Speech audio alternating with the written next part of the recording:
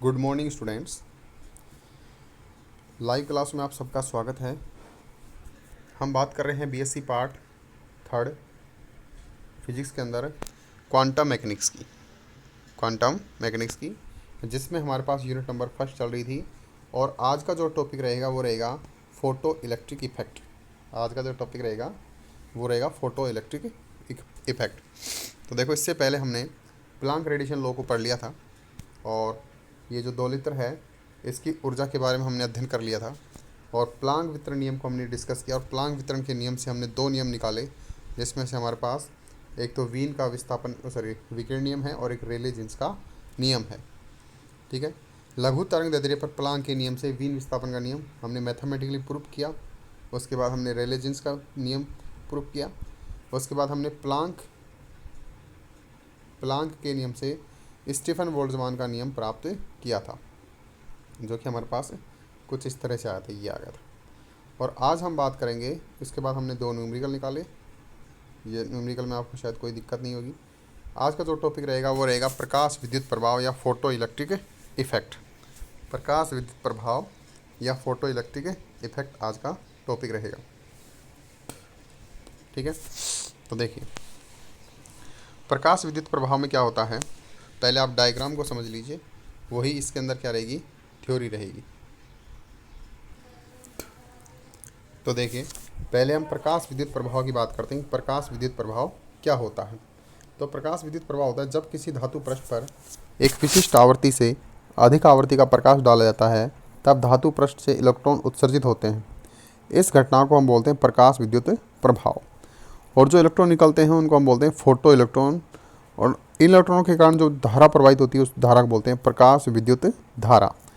और जिस धातु से प्रकाश विद्युत धारा इलेक्ट्रॉन उत्सर्जित होते हैं उसको हम बोलेंगे फोटो इलेक्ट्रॉन उत्सर्जक पदार्थ या उत्सर्जक फोटो इलेक्ट्रॉन उत्सर्जक बोलते हैं। तो इसमें हम देखो, ये तो हमारे पास डेफिनेशन हो गई है कि प्रकाश विद्युत प्रभाव जो है वो क्या होता है। जब किसी धातु पृष्ठ पर हम जैसे प्रकाश डालेंगे, प्रकाश डालते ही हमारे पास क्या होता है, इलेक्ट्रॉनों का उत्सर्जन होता है। इलेक्ट्रॉनों को तो बोल रहे हैं अपन क्या, फोटो इलेक्ट्रॉन। और जो धारा होगी उसको बोलेंगे प्रकाश विद्युत धारा। और जो पदार्थ या जो प्लेट जिस पर ये गिर रहे हैं, इस प्लेट को हम बोलेंगे फोटो उत्सर्जक या फोटो इलेक्ट्रॉन उत्सर्जक। ठीक है। अब इसका प्रयोग देखते हैं। तो इसको प्रयोग करने के लिए कि जो हमारे पास धातु है उस पर प्रकाश डालेंगे तो हमें धारा मिलती है नहीं मिलती, या इलेक्ट्रॉन मिलते हैं या नहीं मिलती, इसको जानने के लिए हमने क्या किया, हमने एक ट्यूब ली है। ठीक है। ये क्वार्टज ट्यूब होती है जिसके अंदर जो वैक्यूम किया जाएगा। इसके एक सिरे पर हमारे पास धातु प्लेट होती है जिसके ऊपर हम प्रकाश को डालते हैं। दूसरी तरफ एक अन्य धातु प्लेट होती है जो इलेक्ट्रॉनों को क्या करेगी, अवशोषित करेगी और धारा प्रवाहित करने में मदद करती है। जो प्लस प्लेट होती है इसको हम एक, ये तो वोल्टमीटर है यहाँ पर, और यहाँ पर हमारे पास ये है माइक्रो एमीटर होता है, यहाँ पर माइक्रो एमीटर होता है यहाँ पर। ठीक है। और यहाँ पर हमारे पास ये एक दिक् सूचक का मतलब होता है कि हम इसको प्लेट्स को जो है बदल सकते हैं, प्लस को माइनस, माइनस को प्लस कर सकते हैं। ऐसा हमारे पास एक दिक् सूचक और होता है। ये हमारे पास एक बैटरी है, प्लस और माइनस। बैटरी का क्या काम होता है, जब बैटरी को प्लस से प्लस को जोड़ेंगे तो यहाँ से जो इलेक्ट्रॉन होते हैं वो उधर नहीं जा पाते हैं। जब इसको नेगेटिव से जोड़ेंगे तो इलेक्ट्रॉनों के ऊपर एक बल लगता है जिससे इलेक्ट्रॉन गति करते हुए दूसरी धातु प्लेट P2 तक पहुँचते हैं और धारा के अंदर योगदान देते हैं। ठीक है। तो जब हम प्रयोग करते हैं तो प्रयोग में के अंदर क्या रहेगा, हम क्या करेंगे, एक प्रकाश जो लाइट है उस लाइट को इस धातु प्लेट पर डालते हैं। धातु प्लेट पर डालने के बाद जो इलेक्ट्रॉन है वो उत्सर्जित होकर के धातु प्लेट के ऊपर रहते हैं। लेकिन जब यहाँ से हम नेगेटिव वोल्टेज देते हैं तो ये नेगेटिव यहाँ पर मिलने के कारण जो इलेक्ट्रॉन है वो गति करते हुए और इसकी तरफ आने लग जाते हैं। और जब ये यहाँ पर इस प्लेट के द्वारा रिसीव किए जाते हैं तो यहाँ पर ये इलेक्ट्रॉन प्रवाहित होने लग जाएंगे। इलेक्ट्रॉन प्रवाह के कारण जो हमारे पास माइक्रो एमीटर है उसके अंदर हमें विक्षेप दिखाई देगा, जिससे हम नाप सकते हैं कि हमारे पास इलेक्ट्रॉनों की संख्या कितनी है धारा का मान याद करके। क्योंकि हमारे पास I बराबर होता है, वो होता है Q/T, यानी कि आवेश प्रवाह की दर। और जो Q होता है वो हमारे पास रहता है N और E, यानी कि नंबर ऑफ इलेक्ट्रॉन N, और E क्या है, चार्ज। E क्या है, चार्ज है। इस तरह से हम पता लगा सकते हैं कि प्रति सेकंड हमारे पास कितने इलेक्ट्रॉन यहाँ से और इस तरफ प्रवाहित हो रहे हैं। तो ये हमारे पास एक प्रायोगिक व्यवस्था हो गई। ये हमारे पास क्या हो गई है, एक प्रायोगिक व्यवस्था हो गई है। और इस प्रायोगिक व्यवस्था से हमने देखा कि जब किसी धातु प्लेट पर प्रकाश डालते हैं तो ये अपने पास क्या होती है, धारा हो देती है। तो इस प्लेट को नाम दे देते हैं P1 और इस नाम को इसको दे देते हैं P2। ये हमारे पास धातु प्लेट है। अब इसके कुछ प्रायोगिक निष्कर्ष हैं वो हम डिस्कस करेंगे, ठीक है ना, जिसको हम क्या करेंगे, डिस्कस करेंगे।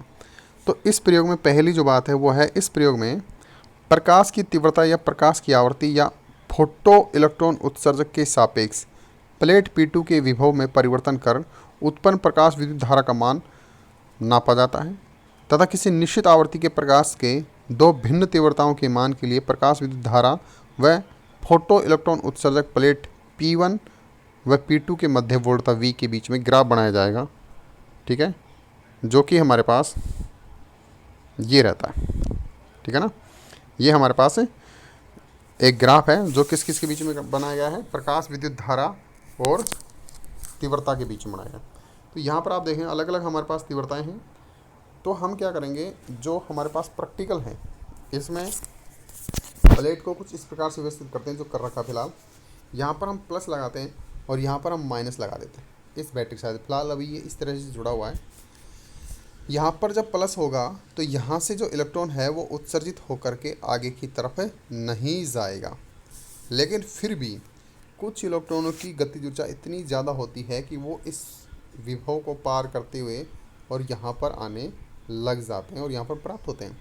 लेकिन जैसे जैसे हम बैटरी की वैल्यू बढ़ाते हैं या वोल्टेज की वैल्यू बढ़ाते हैं तो एक कंडीशन ये आएगी कि हमारे पास यहाँ पर इतना ज़्यादा पोटेंशियल क्रिएट कर देंगे कि कोई भी इलेक्ट्रॉन आपको प्लेट P2 तक नहीं पहुँच पाएगा। और जब वो प्लेट P2 तक नहीं पहुँच पाएंगे तो यहाँ पर आपके पास धारा का मान क्या हो जाएगा, शून्य। तो हम उस पॉइंट को निकालेंगे जब धारा का मान क्या हो जाता है, शून्य। तो तीव्रता और प्रकाश विद्युत धारा के बीच में जो ग्राफ बनाया तो आप देखोगे कि जैसे जैसे हम नेगेटिव पोटेंशियल लगाते हैं धारा का मान कांस्टेंट रहता है, फिर धीरे धीरे गिरता हुआ और एक जगह आकर के कितना हो जाता है, शून्य हो जाता है। यानी कि धारा का मान क्या हो जाएगा, शून्य हो जाएगा। तो वह बिंदु जहाँ पर धारा का मान शून्य हो जाता है, या फिर हम ये बोलें कि जितने विभव के बाद धारा का मान शून्य प्राप्त होता है उस विभव को बोलते हैं निरोधी विभव। इसको क्या बोलेंगे, निरोधी विभव। तो ये अपने पास प्रैक्टिकली वैल्यू है। देखो यहाँ पर हमने लिखा है कि प्रकाश विद्युत प्रभाव के महत्वपूर्ण प्रायोगिक परिणाम है। प्रायोगिक परिणाम इनकी प्रैक्टिकल से हमें क्या क्या चीज़ें मिली उसको दिखाया गया। दूसरा हमारे पास ये है कि प्रकाश की तीव्रता और प्रकाश विद्युत धारा में यदि हम संबंध निकालें तो कुछ इस तरह से है। यानी कि जब हम प्रकाश की तीव्रता बढ़ाते हैं तो प्रकाश में विद्युत धारा का मान भी क्या होता है, बढ़ता है। तो हम ये कह सकते हैं ये एक दूसरे क्या हैं, समानुपाती। ये एक दूसरे क्या हैं, समानुपाती हैं, जो कि इस तरह से ग्राफ आएगा।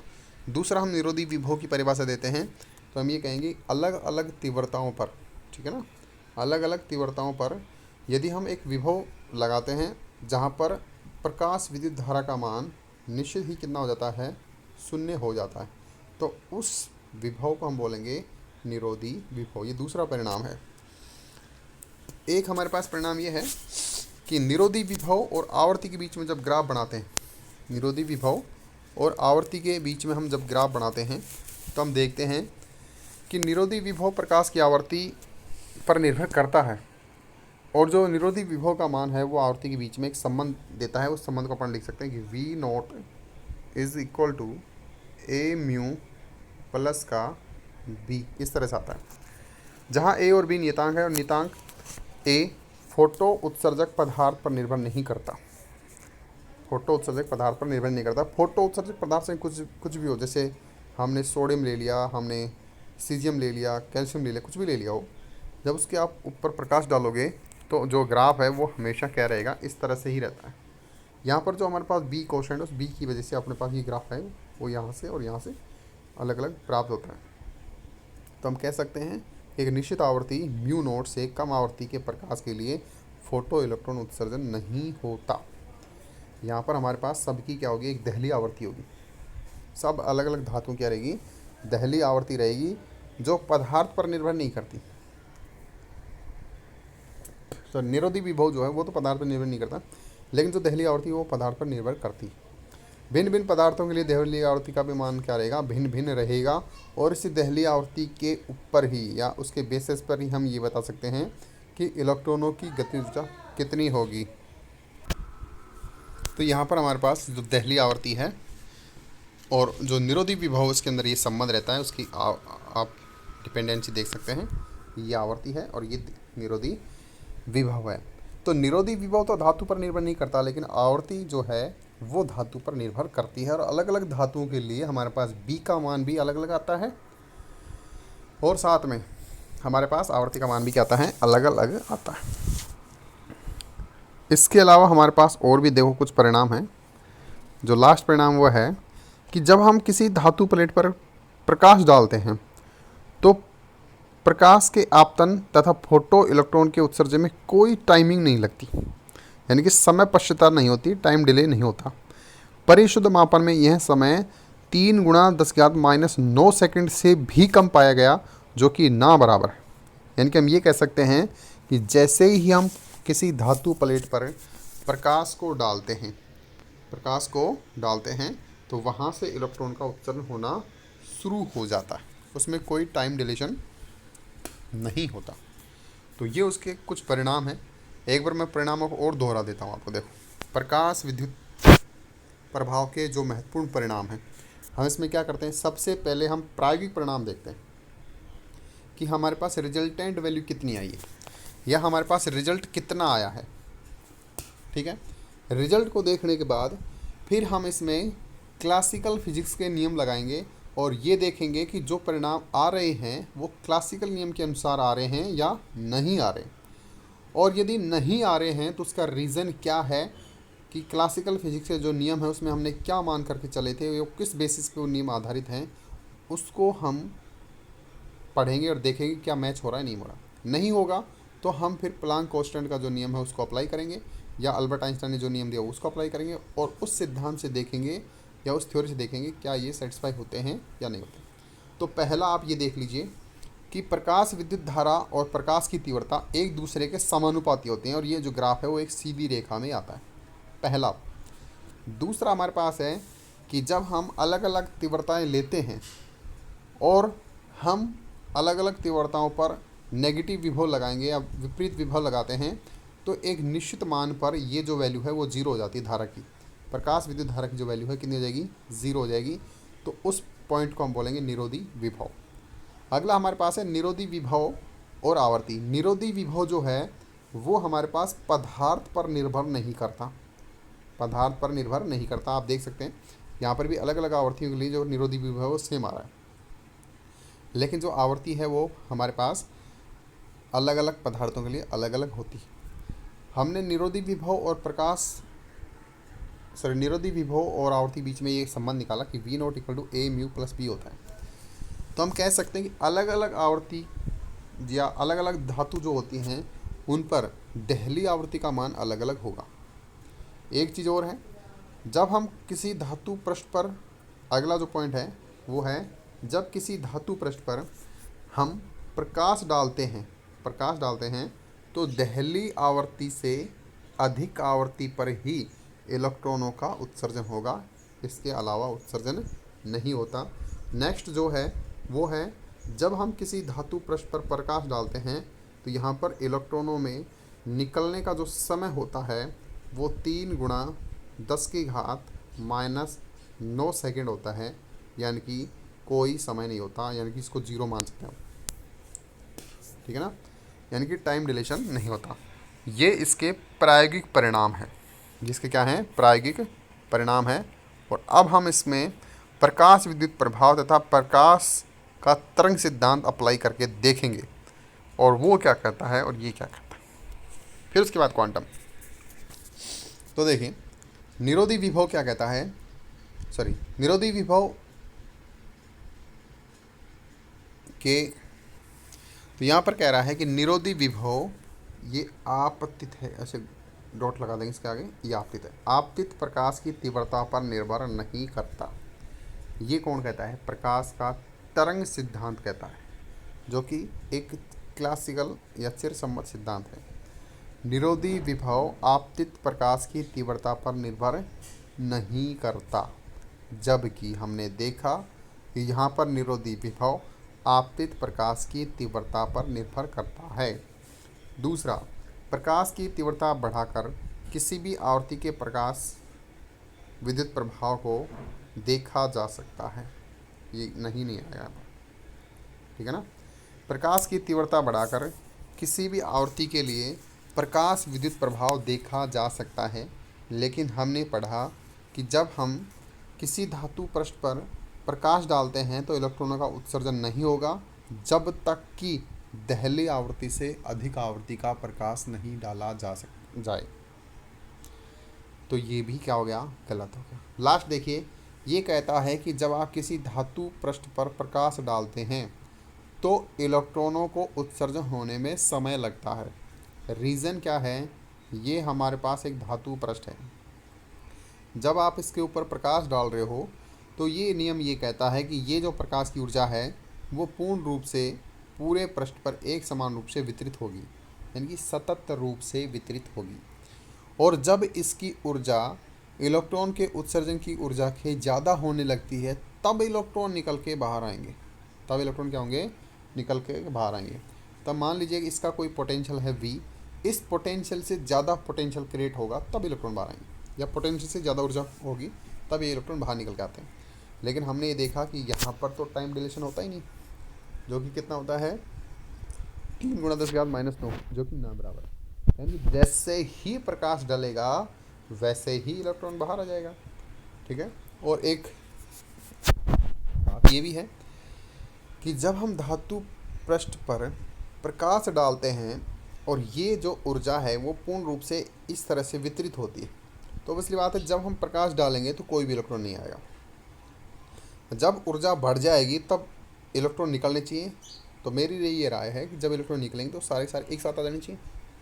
बस पूरी धातु पृष्ठ पर हमने क्या कर दिया, ऊर्जा दे दी, सब इलेक्ट्रॉन की ऊर्जा क्या होगी, एक समान होगी, सतत है। तो और जैसे इनकी ऊर्जा दहली आवृत्ति से या पोटेंशियल से ज़्यादा होगी वो एक साथ बंक में आने चाहिए, यानी कि जो धारा का मान है वो हमारे पास बहुत ज़्यादा प्राप्त होना चाहिए। लेकिन हमने देखा कि जो धारा का मान है वो हमारे पास माइक्रोमीटर में नापा जाता है, यानी कि धारा का जो मान है वो बहुत कम प्राप्त होता है। तो जो पहला नियम है वो भी गलत हुआ, दूसरा नियम है वो भी गलत हुआ, और तीसरा जो नियम है वो भी क्या हो गया, गलत हो गया। यानी कि प्रकाश का तरंग सिद्धांत के आधार पर हम कभी भी एक्सप्लेन नहीं कर पाते। अब जो करेंगे वो अगला नियम है, वो है प्रकाश विद्युत प्रभाव के लिए आइंस्टीन का क्वांटम सिद्धांत। Einstein quantum concept for photo electric effect.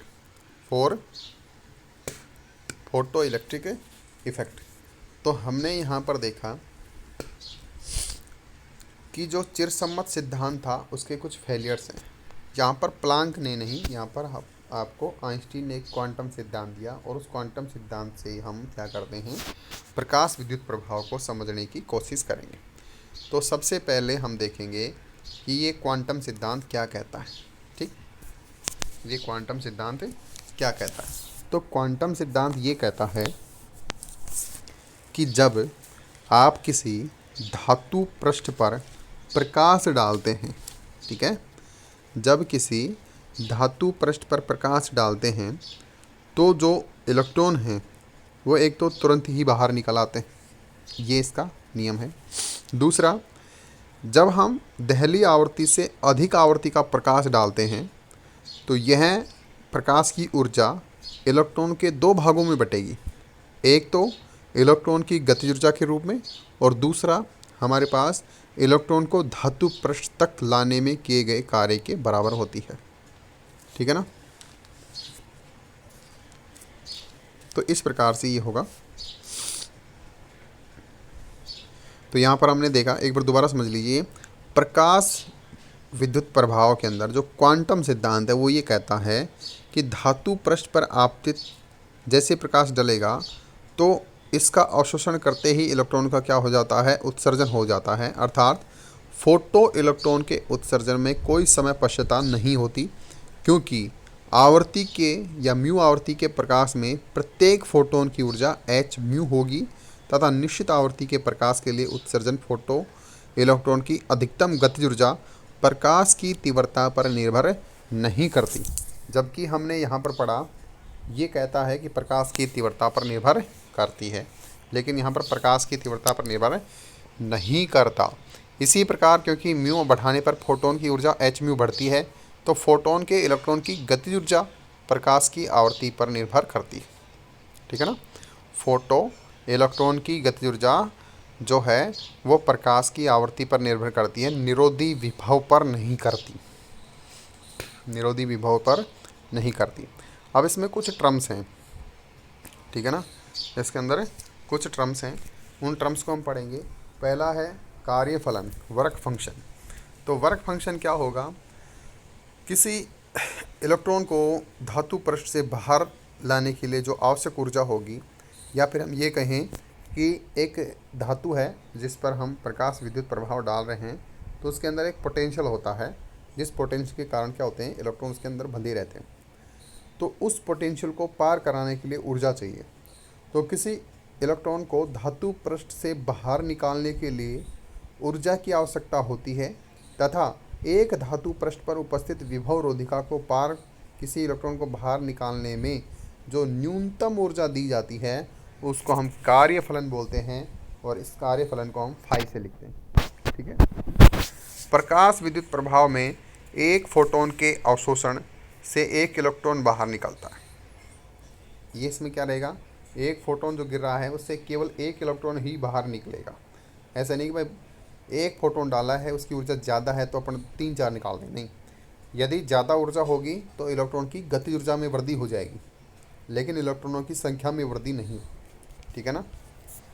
इलेक्ट्रॉनों की संख्या में वृद्धि नहीं होगी, तो हम ये कह सकते हैं भाई जो प्रकाश की आवृत्ति है वो तीव्रता पर निर्भर नहीं करती। तो प्रकाश विद्युत प्रभाव में एक फोटोन के अवशोषण से केवल एक इलेक्ट्रॉन बाहर आएगा। यदि फोटोन की ऊर्जा धातु के कार्यफलन से कम है तब ये प्रभाव घटित ही नहीं होगा, और इसका जो मान है वो रहेगा एच म्यू नोट।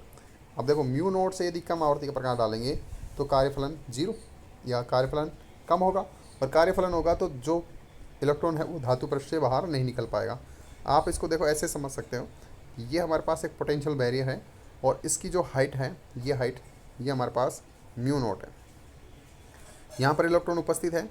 आप जब इलेक्ट्रॉन को ऊर्जा दे रहे हो तो इलेक्ट्रॉन यहाँ तक आएगा, तो ये एक लेवल है यहाँ पर म्यू नोट का। यदि आप म्यू नोट से कम दे रहे हो तो ये इलेक्ट्रॉन यहाँ तक आकर के फिर क्या होगा, वापस इधर, और इधर होगा तो इधर से वापस गति करता हुआ वापस कूप में आके गिर जाता है, बाहर नहीं निकल पाता। लेकिन जब इसको आप पहली आवृत्ति और इससे अधिक आवृत्ति का दोगे तो इलेक्ट्रॉन बाहर निकल करके, ये ग्राफ ऐसा होता है, उसके बाद ये जो इलेक्ट्रॉन है वो कहाँ जाएगा, बाहर आ जाता है। ठीक है। तो ये हमारे पास क्या है, कार्य फलन है, और कार्यफलन को हमने फाई से लिखा, इसकी वैल्यू कितनी होती है, एच म्यू नोट होती है। इस प्रकार आइंस्टीन का क्वांटम सिद्धांत दहली आवृत्ति की आवश्यकता को समझाने में सफल रहता है कि दहली आवृत्ति से अधिक आवृत्ति का प्रकाश डालने पर इलेक्ट्रॉन बाहर क्यों आते हैं। ठीक। अब देखिए, आइंस्टीन का प्रकाश विद्युत प्रभाव का जो समीकरण है वो हम देखेंगे। तो इसके लिए अपन मान के चलते हैं कि हमने एक एच म्यू आवृत्ति का एक फोटोन धातु के किसी इलेक्ट्रॉन द्वारा अवशोषित किया जाता है, तथा उससे एच म्यू नोट तो काम में ले ली जाती। ठीक है ना। ये जो फाई है इसकी वैल्यू हमारे पास रहेगी एच म्यू नोट ऊर्जा। हमने जो फोटोन डाला उसकी ऊर्जा है टोटल एच म्यू, और ये जो म्यू है वो म्यू नोट से ज़्यादा है, ये ध्यान रखेंगे। तो हमने जब इसको धातु पृष्ठ पे डाला प्रकाश को, तो उसमें क्या रहेगा, एच म्यू नोट ऊर्जा, तो ये धातु पृष्ठ है। ठीक है। यहाँ पर इलेक्ट्रॉन उपस्थित है, तो एच म्यू नोट तो ऊर्जा इसको धातु पृष्ठ के ऊपर लाने में किए गए कार्य के बराबर चली जाती है, और जो बची ऊर्जा है वो इस इलेक्ट्रॉन को यहाँ से गति देने के लिए काम में ली जाती। आप ऐसे समझ सकते हैं। ठीक है। तो जो गतिज ऊर्जा होगी वो कैसे निकालेंगे, तो गतिज ऊर्जा क्या रहेगी, हमें यहाँ पर कुल ऊर्जा दी है कितनी, एच म्यू। एच म्यू में से फाई ऊर्जा काम में ले ली गई इसको बाहर निकालने में, तो आप एच म्यू से फाई क्या कर देंगे, घटा देंगे। तो जो बची ऊर्जा है वो इसके गतिज ऊर्जा के रूप में क्या होगी, संचित होगी। यहाँ एम इलेक्ट्रॉन का द्रव्यमान है, वी मैक्सिमम फोटोन के इलेक्ट्रॉन की अधिकतम वेग है, और के मैक्सिमम फोटोन की गति ऊर्जा है। फाई कार्यफलन रहेगा, एच म्यू आपतित फोटोन की ऊर्जा रहेगी। चूँकि समीकरण 1 से फाई बराबर हमने लिखा है क्या है, एच म्यू नोट। यहाँ पर ये समीकरण नंबर 1 दे सकते हैं आप, ये समीकरण नंबर 1 है। ठीक है। और ये जो म्यू नोट है वो क्या रहेगी, दहली आवर्ती रहेगी। यहाँ पर सारी टर्म्स को एक्सप्लेन किया गया है। एक मिनट देखना, अभी तो बहुत ज़्यादा मामला बच रहा है, चलो ये तो बता देता हूँ आपको ना। तो के मैक्सिमम जो रहेगा वो रहेगा 1/2 mv², यानी कि एच म्यू माइनस का एच म्यू नॉट। तो आप देखोगे यह समीकरण आइंस्टीन के प्रकाश विद्युत समीकरण कहलाता है। ये जो समीकरण होगा वो क्या कहलाएगा, प्रकाश विद्युत समीकरण कहलाता है। तथा यह समीकरण आइंस्टीन की प्रकाश विद्युत धारा समीकरण कहलाती है। तो के मैक्सिमम जो रहेगा 1/2 m मैक्सिमम v² बराबर ई वी नोट। ये हमारे पास क्या है, गतिज ऊर्जा है, निरोधी विभव पर जो डिपेंड करती है। तो आप इसको सिंपल यहाँ रख देंगे यहाँ पर, ठीक है। जैसे यहाँ रखेंगे तो आप यहाँ से वी नोट यानी कि निरोधी विभव का मान निकाल सकते हैं, जो कि रहेगा H upon E mu minus H E upon mu naught. और जब आप इसका ग्राफ बनाओगे तो ग्राफ कुछ इस तरह से आता है। और जो ये आता है इसका ढाल, तो आप देख सकते हैं ये इसका क्या है, ढाल। तो आपके पास ये जो समीकरण आ रही है ये, और ये जो समीकरण आ रही है ये प्रकाश विद्युत प्रभाव का समीकरण है, या आइंस्टीन का प्रकाश विद्युत समीकरण कहलाता है। और इसी समीकरण के आधार पर हम औरों को एक्सप्लेन करेंगे कि जो इलेक्ट्रॉन है कैसे निकलता है, तीव्रता कैसे डिपेंड करती है, जो भी चीज़ें हैं उनको हम नेक्स्ट क्लास में डिस्कस करते हैं। आज की क्लास के लिए इतना ही, मिलते हैं नेक्स्ट क्लास में, तब तक के लिए गुड डे।